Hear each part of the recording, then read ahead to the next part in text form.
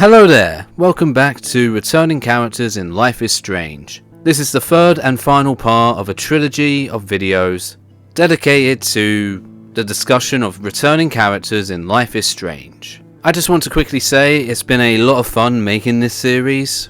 It's given me a great excuse to talk about a series I really care about. So like I said, this is the final part of a trilogy. I have dedicated 3 videos rambling about characters who I think would make the most sense to bring back in a future Life is Strange game.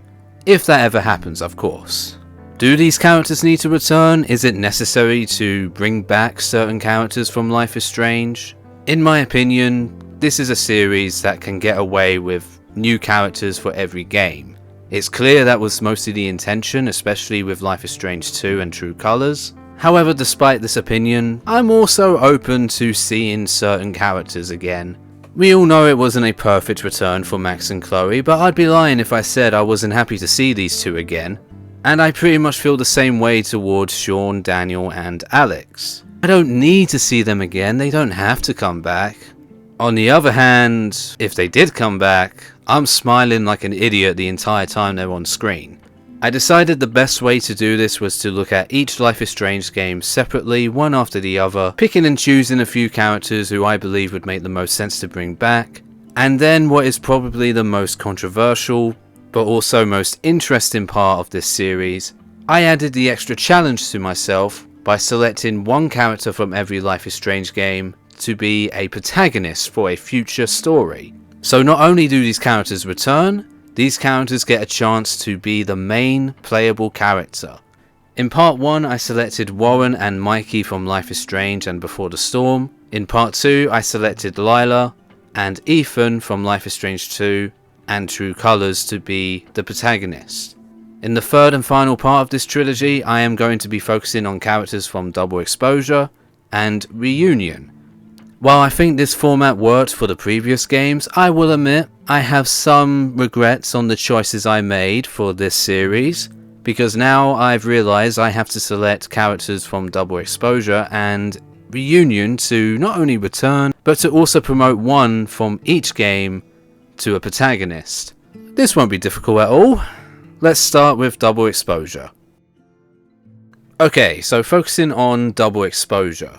I'm going to do things a bit backwards here. There's 3 characters in particular I want to talk about first, and these 3 would essentially return together, like they would be in the same story, and one of these 3 is the character I would promote to the protagonist role. So we're going a bit backwards. I want to focus on these 3 first. Safi, Diamond and Gwen.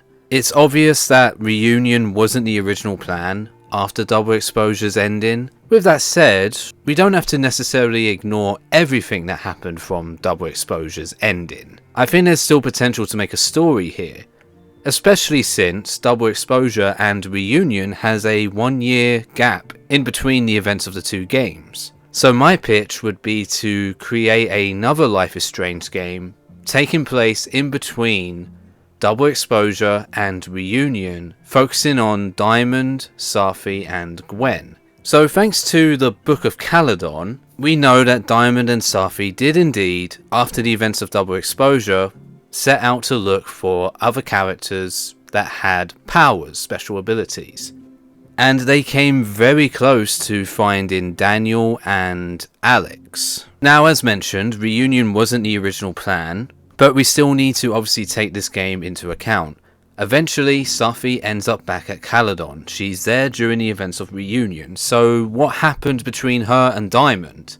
This game, taking place between Double Exposure and Reunion, would basically explain that. If I haven't made it obvious already, Diamond is the character I would promote to the protagonist role for this one. She would be the main protagonist, we get to learn what her powers are, and we get to go on a new journey with Diamond to basically explain what she was doing both before and even during the events of Reunion.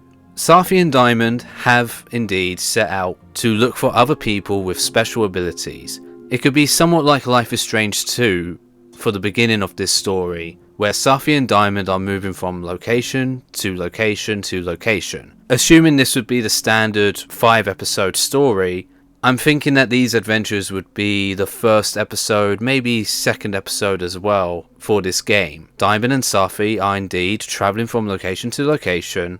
They end up in familiar locations from Life is Strange 2 and True Colors, getting real close to finding Daniel and Alex, as well as potentially other characters with abilities. As if it was bad enough that Diamond is still getting used to her powers, Safi isn't exactly being the most friendly around pretty much anyone. I'm picturing Safi would be the very worst influence / mentor that Diamond could have with her. And the whole point of the first 2 episodes would be Diamond realizing just how dangerous Safi's becoming. Like I said, because this game would take place before Reunion, we would basically need to establish why Safi is back at Caledon and Diamond's not with her. So I believe the most logical thing to do would be to have the first 2 episodes, or at least the first episode, focus on Diamond, learning her abilities, getting used to whatever her powers are, believing that what she's doing with Safi is the right thing to do and just generally makes sense,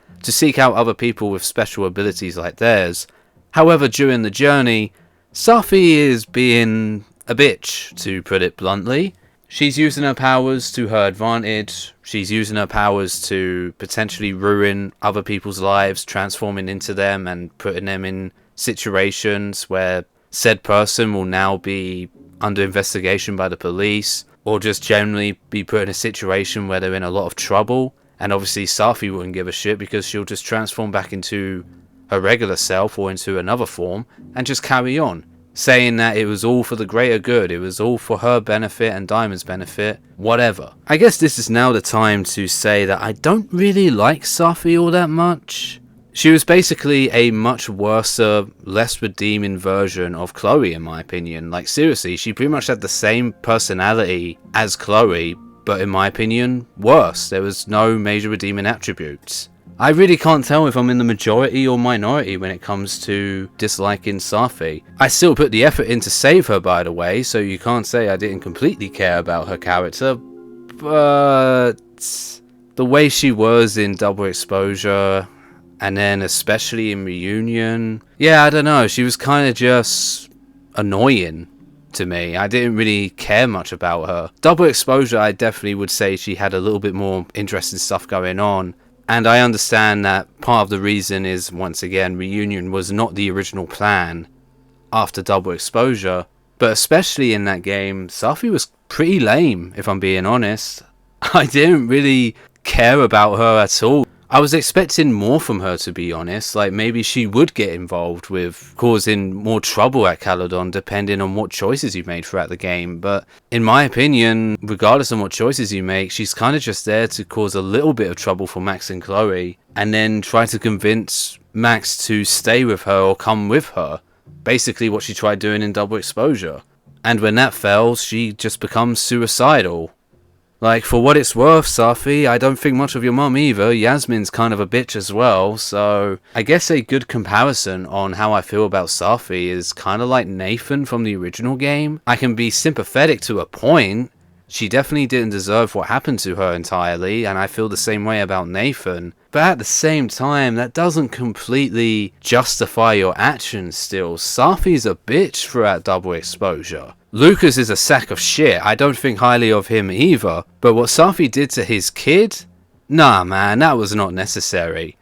With the way Double Exposure ended and the way we saw her in Reunion, I honestly think it would make sense to have Safi be pretty much the somewhat antagonist for the first few episodes of this story. You know, like during the first episode, Diamond notices a few issues with her, but at the same time, Safi is helping Diamond to understand and improve her powers. By the end of episode 1, I think that would be the turning point where she realizes that Safi is becoming very dangerous, and Safi uses her powers that crosses a line for Diamond, and that's the turning point for Diamond as a character and for the story. Because I believe this would be the moment where Diamond realizes that Safi doesn't really care about Diamond as a person. The only reason why Diamond's here in the first place is because she has powers now. If Diamond didn't have powers, Safi wouldn't have even recruited her. Thinking back to Double Exposure, did Safi and Diamond ever interact with each other?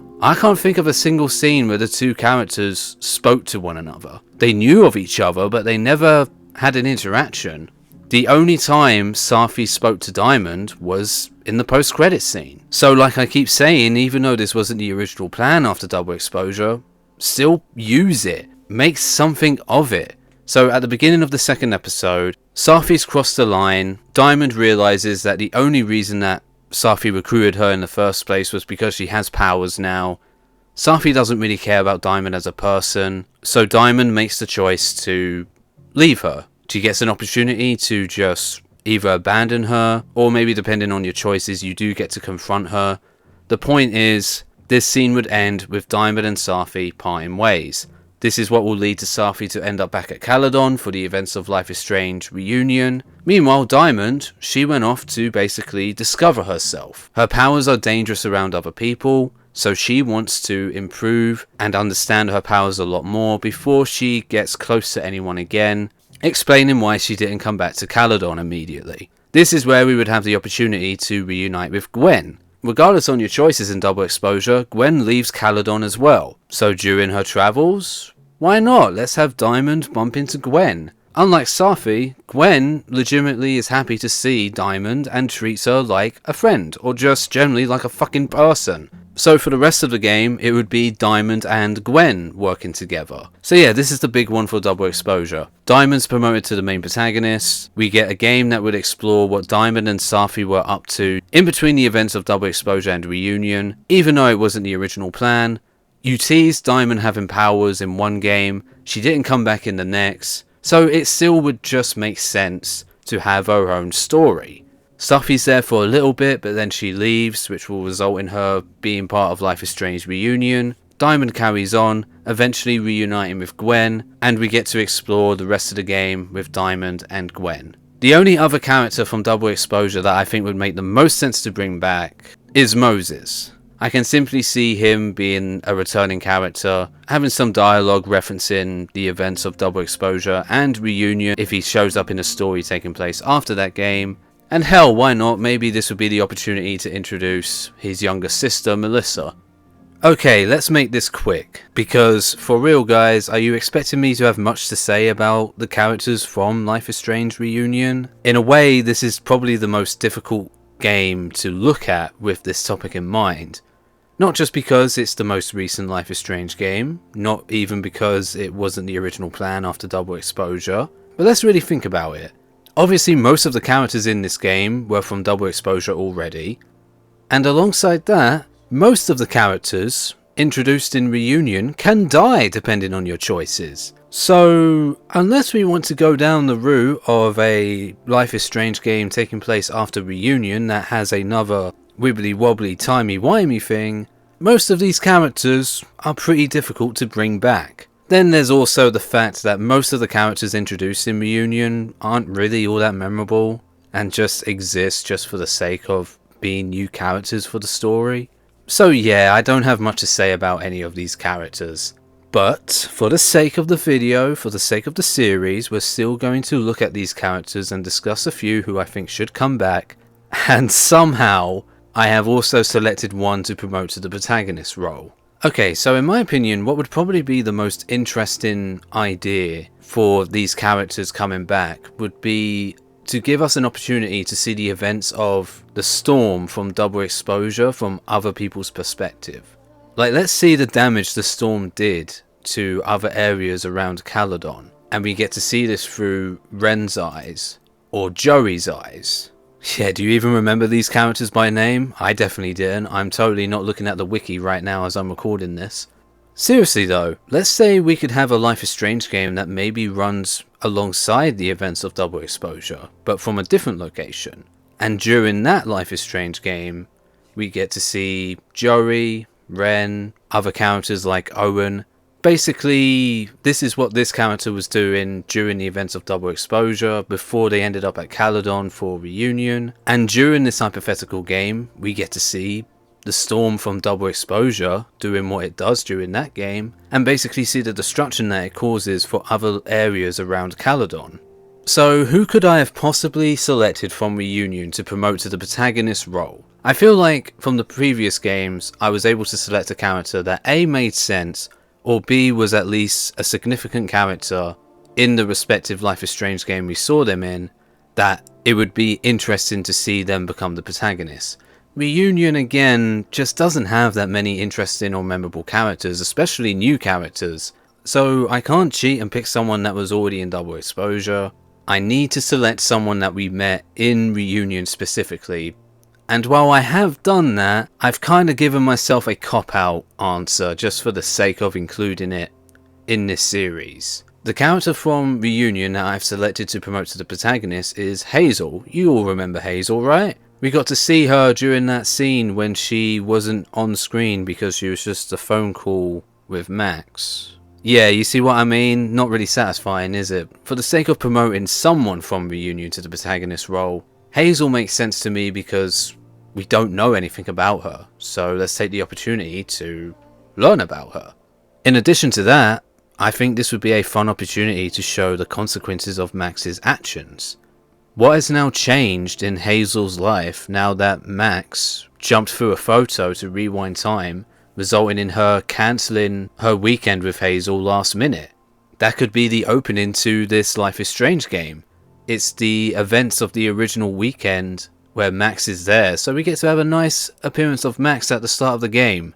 The introduction is basically the events of the original weekend, and then as the night came to a close, Max jumps into the photo, she rewinds time, and the game officially begins just after the phone call Max and Hazel have together with Max cancelling last minute. What would probably be the most interesting thing here is the fact that because Max jumped back in time, this results in Hazel having a very different weekend.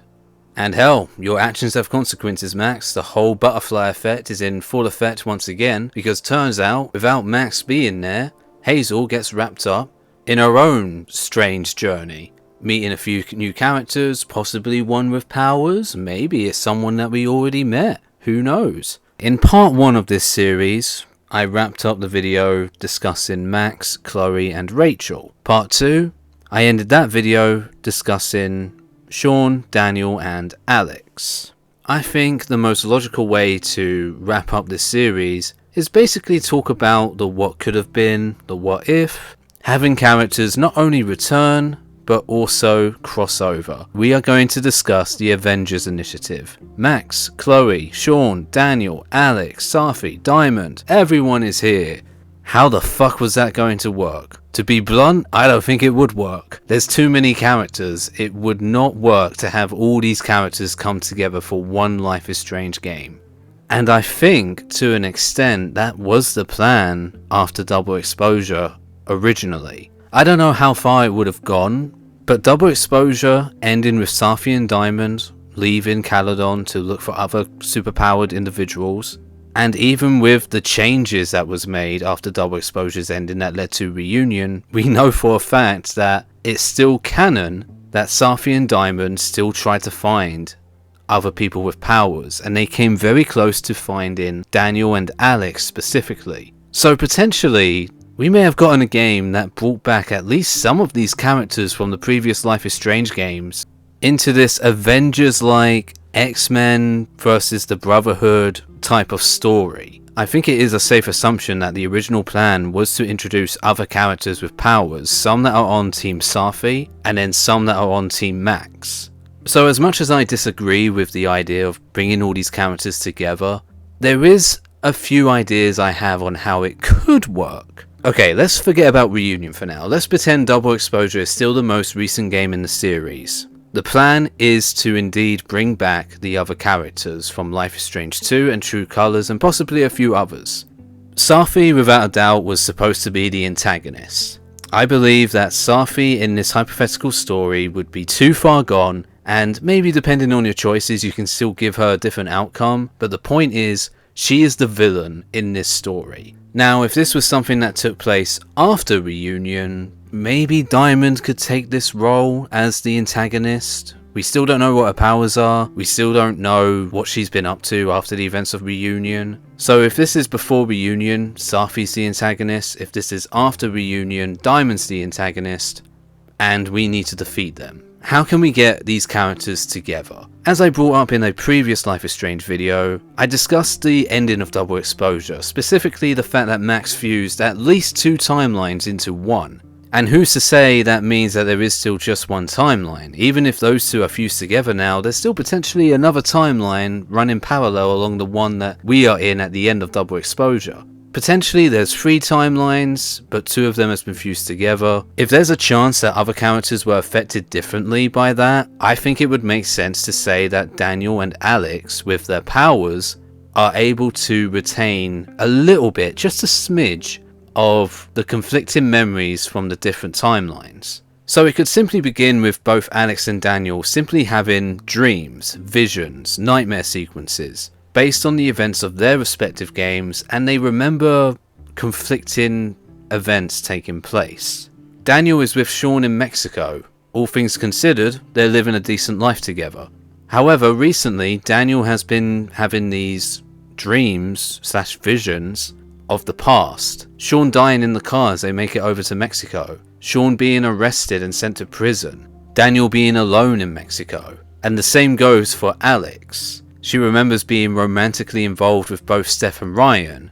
She remembers moving away from Haven Springs, but also choosing to stay in Haven Springs. During these dream/nightmare sequences, Max is there. Alex and Daniel see Max. They obviously don't know who she is, but as if it was confusing enough that they have these conflicting memories of the past, they're seeing visions of Max. Possibly Safi's there too, maybe even Chloe. They don't have to be, but you could potentially include them as well, since all 3 of them are kind of like the eye of the storm.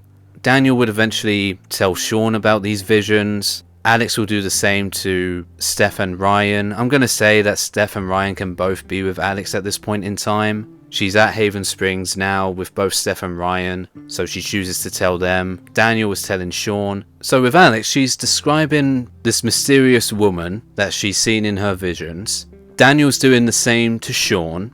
And even though they're not that familiar with Max, they know of her. They at least remember her. How do they know her? How do they remember her? They're not really sure. But there seems to be some recognition there. Simply hearing the name, simply hearing the description of Max's appearance triggers something in Sean and Steph. This could also be the scene for Alex and Daniel to realize that it's not just them.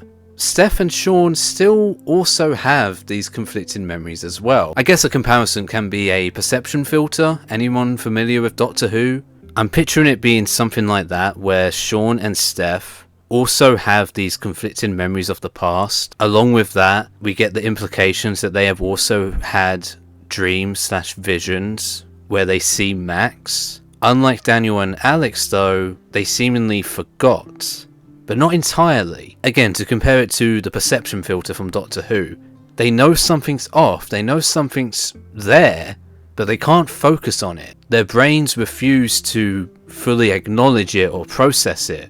I guess another quick equivalent would be when you wake up from a dream and you're just like, wow, that was a weird dream. And then a few seconds later, you're like, wait, what was the dream about? That is essentially what Sean, Steph, and Ryan and other characters are dealing with. However, Daniel and Alex, they seem to be an exception. Whether it be because of their powers or something else, Daniel and Alex aren't forgetting. They are maintaining these conflicting memories. They are remembering seeing Max in their dreams. So anyway, they talk about Max, they describe her appearance, maybe they do hear her name, or they hear her saying Chloe. Point is, they would say enough where eventually Steph and Sean would realise they know who they're talking about. Sean remembers meeting David in Life is Strange 2, and from David, he learned about Max and Chloe. Meanwhile, Steph was friends with Chloe when they were younger, and even though she didn't keep in touch with Chloe or Max, she knows of them, and that is where Alex and Daniel would both decide that in order to make sense of any of this, they should probably seek out Max. This is a way I could see the characters meeting. Thanks to the ending of Double Exposure, Daniel and Alex, with their powers, are affected differently than everyone else. They remember the conflicting memories, they can point out the inconsistencies, they understand something's gone wrong, they become aware of Max, and they seek out Max to start this new Life is Strange journey. I think the other big question is, how far would you go with returning characters? how many characters would you bring back? You know, because even if you brought back all these characters, there's no way I could see all of them being in the same room together. Only certain characters would actually get to meet and interact with one another in this hypothetical story that would bring characters from all the different games together. Also, there's no way this game would start with all the characters coming together immediately as well, right? So I feel like you would have to dedicate, let's say it is 5 episodes, you would have to dedicate probably the first, possibly even the second episode to just catching up with the characters, establishing where they are and why they're going to end up together in the first place, right? Which, don't get me wrong, that part actually sounds pretty fun. There is a part of me that would be excited to load up a Life is Strange game, knowing that I'm going to see Max, Daniel and Alex, for example, getting to meet each other. But during the first few episodes, we obviously don't get that. The first 2 episodes would be us just catching up with these characters and setting up the story that would lead to these characters meeting together. Look at Max and Chloe. It's not like they immediately reunited in Life is Strange Reunion. We spent time with just Max and just Chloe, and that was definitely a good thing. And if we did get this hypothetical game with all these other characters coming together, let's again use Max, Daniel and Alex as an example, we would start off the game basically just catching up with all 3 of them. Where are they? What are they doing? What other characters are with them at this point in time? And slowly but surely seeing the different scenes play out that eventually get these 3 characters and possibly more meeting each other and crossing over. And yeah, speaking of Max, Daniel and Alex, if it was absolutely mandatory to do a game that brought all these characters back, I think it would make the most sense to focus on Max, Daniel and Alex being the ones that would actually end up meeting each other. Obviously they're the 3 main playable characters in this story as well. And throughout the story, you're playing as these 3 characters that will eventually cross over with one another and team up. Maybe against Safi and Diamond, or maybe just to do with some other cosmic thing. Another storm, anyone? That would probably be very repetitive, but you get what I'm trying to say, I think. With that said, obviously we could still see the other characters again. I have a very odd comparison to try and explain my full process on how a Life is Strange game like this would work. So I am a 29-year-old man. I had the privilege of growing up during the 2000s. As a kid growing up in the 2000s, I watched a lot of Disney Channel. During this time, Disney Channel pretty much had nothing but 10 out of 10 S-tier quality shows. Some examples being Wizards of Waverly Place, Sweet Life of Zack and Cody / On Deck, Hannah Montana, That's So Raven, the popular anime Cory in the House. These shows were fantastic to watch, especially at that age, during that time. Unsurprisingly, these shows had some crossovers. The one I'm going to focus on is That's So Sweet Life of Hannah Montana. Basically, 3 episodes representing the 3 shows coming together for a big crossover event. However, as big of a crossover it was, as great of a time it was to watch this, only certain characters from all 3 shows actually cross over with one another. So in the first episode, Raven's the only one who actually meets the characters from Sweet Life of Zack and Cody. Meanwhile, the rest of the main characters from That's So Raven, they have their own subplot going on back at Raven's house. Then we have the second episode of this crossover that focuses on Zack and Cody, and the characters we are familiar seeing on their show, with Raven tagging along for the ride, and hey, look at that, Hannah Montana has now entered the story. So now we finally have all 3 shows together in this crossover. Then finally we get to the 3rd episode. Raven has already left and gone home, and to be honest, the 3rd episode isn't really much of a crossover. It's Hannah Montana focused, of course, but the only character from Sweet Life that interacts with any character from Hannah Montana is Maddie. Going back to Life is Strange, I think that's the template that should be considered for a big crossover-like game in this universe. Max, Daniel, Alex, they take the priority. They are the 3 main playable characters. They are the ones that are guaranteed to meet up and end up working together for this Life is Strange story. Let's say this is a game taking place after a reunion, regardless if we have to have Diamond or somehow still Safi show up as well as either antagonist or allies, maybe depending on your choices. The first episode would focus on Max with Chloe at Arcadia Bay, establishing what happened to Arcadia Bay after reunion, getting to reunite with some other characters from the original game, maybe even before the storm, with just a little bit of story development that will result in Max leaving Arcadia Bay and getting involved in this story that also includes Daniel and Alex. Alternatively, tying in what I was talking about earlier, with Daniel and Alex having these visions of their conflicting past and seeing Max in their dreams as well, maybe episode 1 ends with Daniel and Alex in Arcadia Bay, seeking out Max. Episode 2, we focus on Daniel. We catch up with him, we get to reunite with Sean, maybe Lila, Brody, Sean and Daniel's grandparents, and even their mum makes an appearance.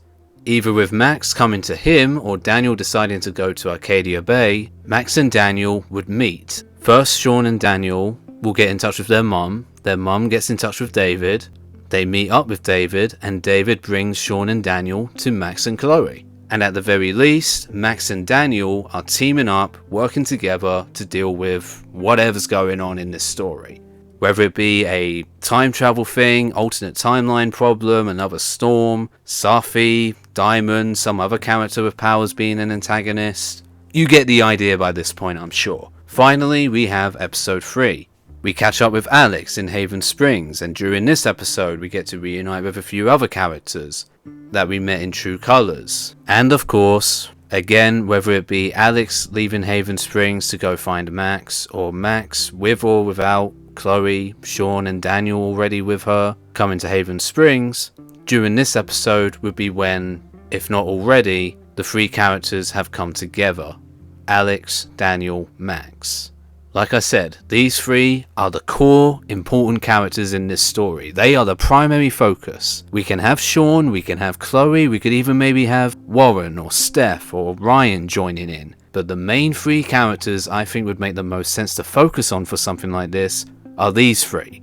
So you either have episode 1 end with Daniel and Alex coming to Arcadia Bay, and then a portion of episode 2 allowing us to catch up with Daniel and then Alex, which would then result in those 2 getting to where they were at the end of episode 1. Or you have it this other way, where you have episode 1 focus on Max, episode 2 focus on Daniel, episode 3 focusing on Alex, and during these 3 episodes, these are the ones that will set up the plot, set up the story, allow us to get caught up with these characters, which obviously then results in them coming together.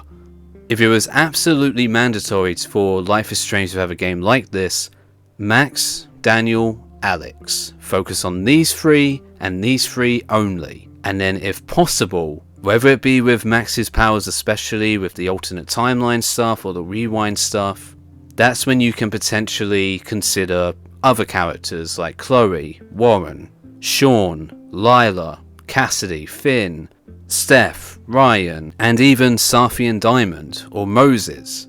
So with all that said, I think I've rambled long enough about this topic. The idea of all these characters coming back as one big crossover event probably should never, ever, ever happen. I can't stress enough that I don't think this would ever actually work. Regardless on that opinion though, I figured it was still worth a try to see if I could come up with a few ideas that would maybe result in these characters coming together. I probably could go into more detail in regards to the plot. My basic idea is, again, incorporate the ending of Double Exposure. That is probably a good starting point in my opinion, with how much Max fucked with time and alternate realities. Hell, if Safi's in the story, and especially if she's an antagonist, imagine if one of the last scenes of this story is Max using a photo to go all the way back to the start of Double Exposure to shoot her. Not in an attempt to prevent this shit from happening, but turns out going back in time to shoot her was something that Max always had to do. It's a paradox. Or should I say, the solution to fixing the paradox. None of this would have happened in the first place. Double Exposure, reunion, this hypothetical story that brought all these characters together, none of it would have happened if Max never went back in time and shot Safi in the first place. Any Futurama fans out there, specifically Bender's Big Score? A big story all about time travel. The secret code to time travel is a Bender tattoo on Fry's arse. Where else would it be? And at the end of the movie, when everything is seemingly resolved, it's pointed out that someone needs to go back in time one last time in order to put the tattoo on Fry's arse in the first place, so that any of this would actually make sense. I'm honestly thinking it would be something like that. Now obviously this wouldn't be a comedic scene in Life is Strange. Max wouldn't be going back in time to slap Safi's ass. I'd rather see her slap Chloe's ass personally. God, I really just said that in the video. Since we never got a direct answer to why Max shot Safi in the first place at the start of Double Exposure, or at least I don't think there was a direct explanation for that still, chuck that into this hypothetical story as well. The events of Double Exposure, Reunion, and this story, none of it would have happened if Max didn't go back in time to shoot Safi in the first place. That resulted in Max from Double Exposure gaining the ability to travel between two different worlds, and in both worlds actively trying to figure out not only who shot Safi, but also getting involved with the story involving Maya, Lucas, Gwen, Yasmin, etc. All of that couldn't have happened if Max didn't rewind time to shoot Safi in the first place. That has to happen. I don't know about you, but I'm getting real tired about this. Guys, regardless if you agree or disagree with my opinions, I hope you enjoyed this series. It has been a lot of fun making these videos. Like I've said in a previous video, I love Life is Strange. These are some of my favourite games of all time. Making these videos has been the perfect excuse to just talk about a series I love and care about so much. Who knows what's next? We'll find out together. Thank you for watching, and I'll see you later.